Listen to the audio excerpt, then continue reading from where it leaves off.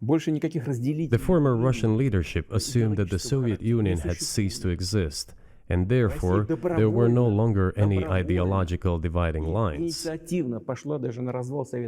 Russia even agreed voluntarily and proactively to the collapse of the Soviet Union, and believed that this would be understood by the so-called civilized West as an invitation for cooperation and association. That is what Russia was expecting, both from the United States and the so-called collective West as a whole. There were smart people, including in Germany, Egon Bahr, a major politician of the Social Democratic Party, who insisted in his personal conversations with the Soviet leadership on the brink of the collapse of the Soviet Union that a new security system should be established in Europe. Help should be given to unify Germany, but a new system should be also established to include the United States, Canada, Russia, and other Central European countries. Yes. But NATO needs not to expand. That's what he said. If NATO expands, everything would be just the same as during the Cold War, only closer to Russia's borders. That's all. He was a wise old man, but no one listened to him. In fact, he got angry once.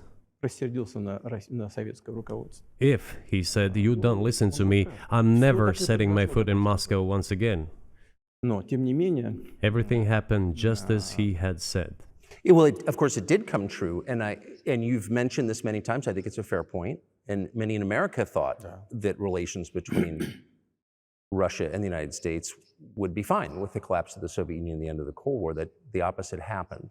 But you've never explained why you think that happened, except to say that the West fears a strong Russia, but we have a strong China the West does not seem very afraid of.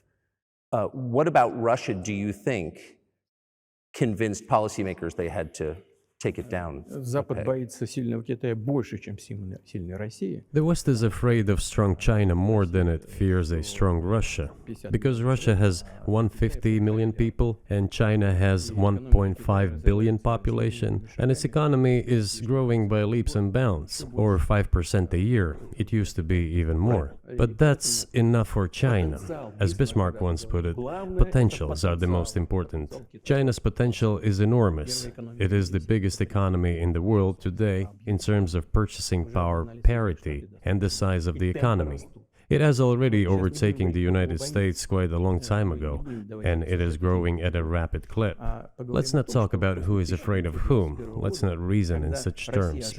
And let's get into the fact that after 1991, when Russia expected that it would be welcomed into the brotherly family of civilized nations, nothing like this happened. You tricked us. I don't mean you personally when I say you. Of course, I'm talking about the United States. The promise was that NATO would not expand eastward, but it happened 5 times. There were 5 waves of expansion. We tolerated all that. We were trying to persuade them. We were saying, please don't. We are as bourgeois now as you are. We are market economy and there is no communist party power. Let's negotiate. Moreover, I have also said this publicly before. There was a moment when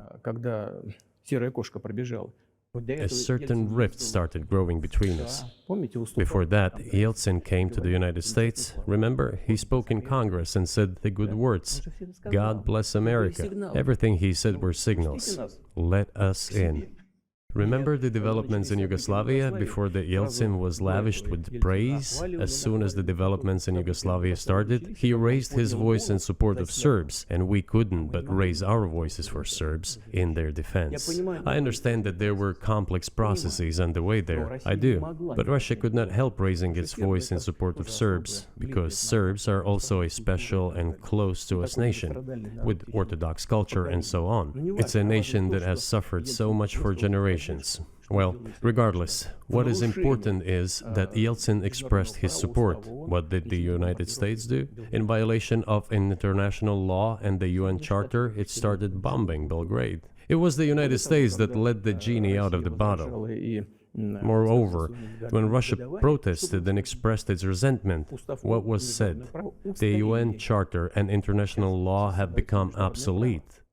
Now everyone invokes international law, but at that time they started saying that everything was outdated. Everything had to be changed. Indeed, some things need to be changed, as the balance of power has changed. It's true, but not in this manner. Yeltsin was immediately dragged through the mud, accused of alcoholism, of understanding nothing, of knowing nothing. He understood everything, I assure you. Well,